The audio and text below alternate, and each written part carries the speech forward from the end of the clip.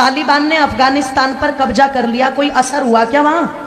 सांसदों को भी रातों रात सब कुछ छोड़ करके निकलना पड़ा कि नहीं निकलना पड़ा? बोलो, तुम्हें क्या लग रहा है तुम्हारे देश में ये स्थिति नहीं बन रही?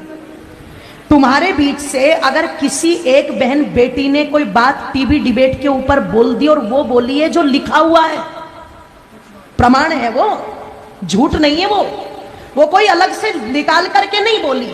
अगर किसी 80 साल के खूसड़, ध्यान रखना, मुसलमान को शादी करनी होती है तो वो यही उदाहरण उठा करके लाते हैं, यही वाले। पर आज यही बात अगर किसी बहन बेटी ने बोल दी और उनकी तादाद, उनकी हिम्मत देखो इतनी बढ़ गई कि उन्होंने जगह जगह देश के अंदर आग लगा दी। जब तुम्हारे शिव जी के बारे में बोला तो किसी के कानों पर चू तक नहीं रेंगी। तुम्हारी माता पार्वती के बारे में बोला तब कानों पर चू तक नहीं रेंगी।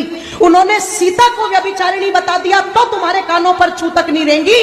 सरेआम वो मौलवी बैठ करके टीवी डिबेट में हिंदू देवी देवताओं का अपमान करते रहे, किसी के कानों पर चू तक नहीं रेंगी। कोई भेड़िया नहीं निकल के आया, पर एक बात नुपुर शर्मा ने कह दी और सारे कुत्तों के झुंड निकल करके सड़कों पर आ गए। जरा सोच करके देखो, तुम्हें क्या लगता है ये षड्यंत्र नहीं है?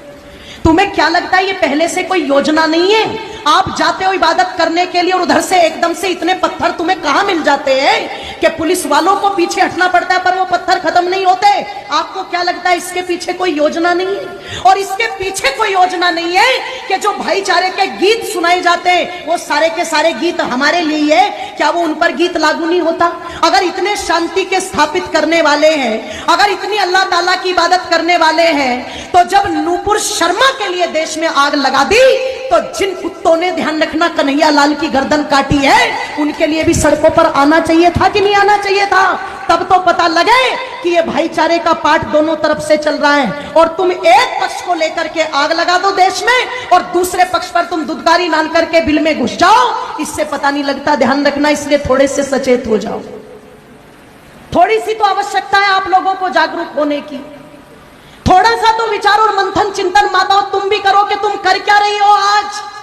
एक एक तुम्हारा बेटा, उसे तुमने इतना फुसफुसिया बना दिया, इतना फुसफुसिया बना दिया कि वो 15 मिनट धूप में नहीं खड़ा हो सकता, वो 2 किलोमीटर पैदल नहीं चल सकता।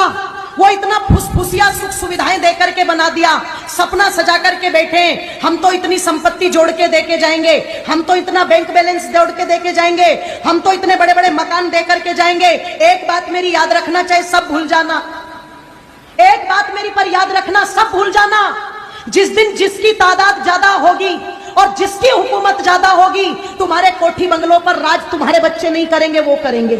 तुम्हारे उस पैसे को तुम्हारे बच्चे नहीं बरतेंगे, वो बरतेंगे।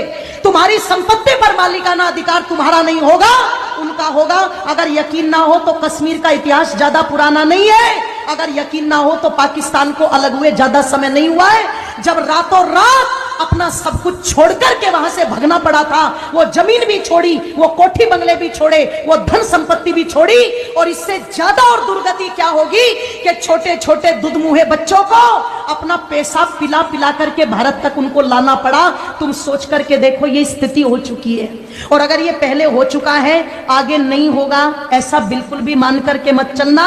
क्योंकि जो कौम अपने भूले इतिहास से शिक्षा नहीं लेती, उस कौम के मिटने में कभी भी देर नहीं लगती।